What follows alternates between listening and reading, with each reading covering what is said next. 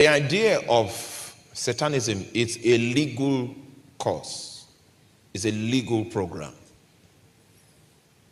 How many of you have listened to my message? The texture of the unseen realm. The texture of the unseen realm. One of the items out, I was able to itemize 9 significant textures that it sustains. Are you there? 9. One of which is that the unseen realm is legalistic in nature. It's legalistic in nature. Okay. Do you still remember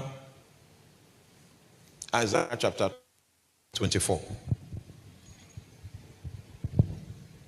Anybody remembers Isaiah chapter 59 verse 24?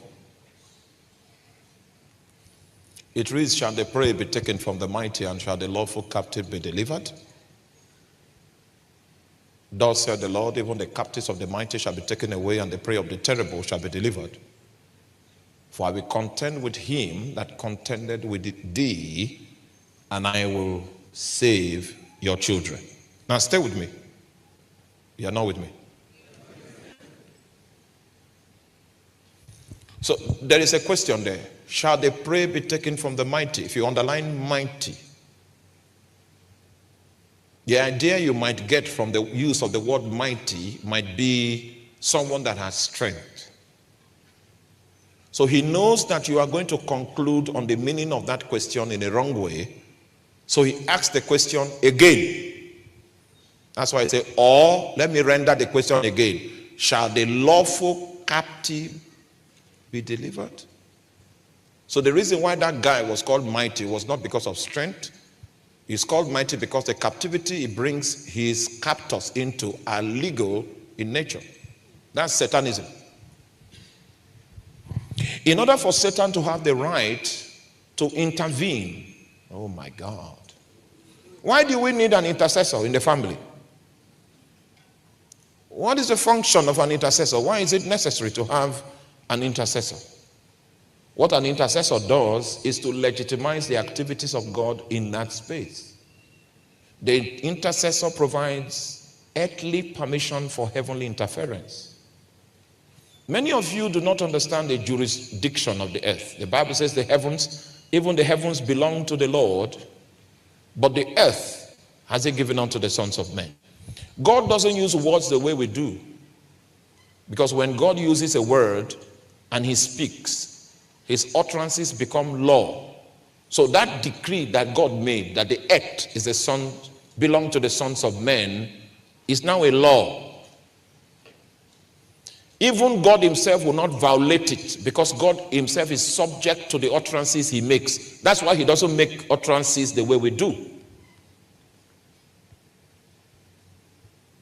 The earth. You know, we went somewhere and then some spirits, I was troubled, so I knew that we were under attack. So I stayed awake, and then by 1 a.m. I saw demons with.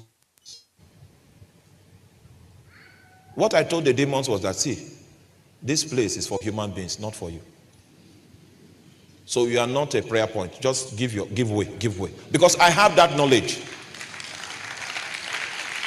It's not meant for spirits. It's meant for 3-dimensional entities that have a body of earth. And you don't have that requirement. You don't have license to operate legally in this place. But you see, what will give spirits license is legal transactions. So that's the job of the intercessor. He's legitimizing the invasion of God. So that when God comes and begins to walk within the space, he has authority through the intercessor to operate in this frame of reference. Are you here?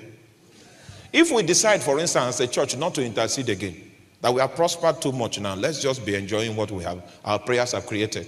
What will happen to us is that God will no longer have access into our midst, because we'll stop inviting him. Oh, somebody is speaking to me there. Somebody is saying, but God is sovereign. Yes, God is sovereign. And God is also a God of faith, that our faith, our prayer can influence.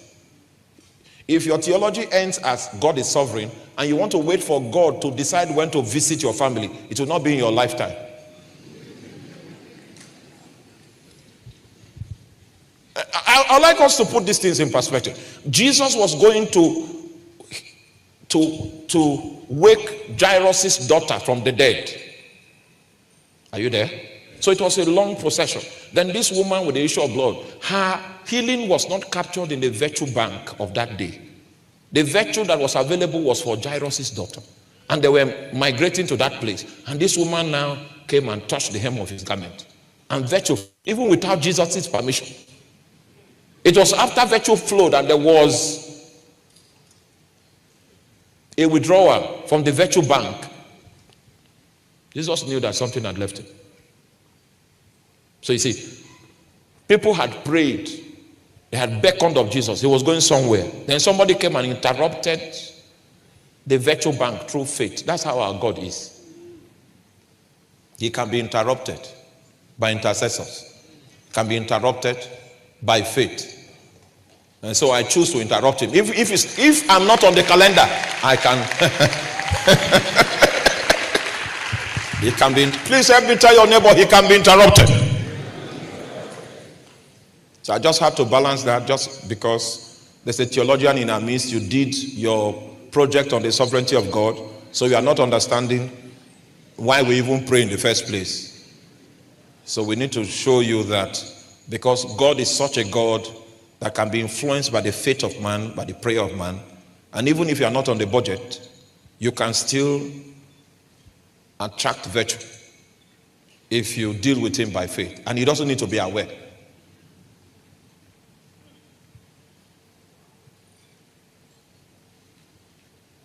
Is that clear? All right, so you have a part to play to bring Satan into the family. You have a part to play to bring God into the family. And just in case you want to bring God into the family, and you take responsibility, just like the person that brought Satan took responsibility, that I want you to reign here. He was very intentional. And that's why you are seeing the symptoms of the person's efforts. Demons have filled the space. So you need to do something similar to what that person did to bring Satan in order for you to bring God. In fact, before God will come, God will need to give you the wisdom on how to undo what was done that gave Satan the legal premise to operate within that space. There are technologies and techniques that go beyond the normal posture of praise and worship that we do on Sunday morning that is required for you to minister to a territory.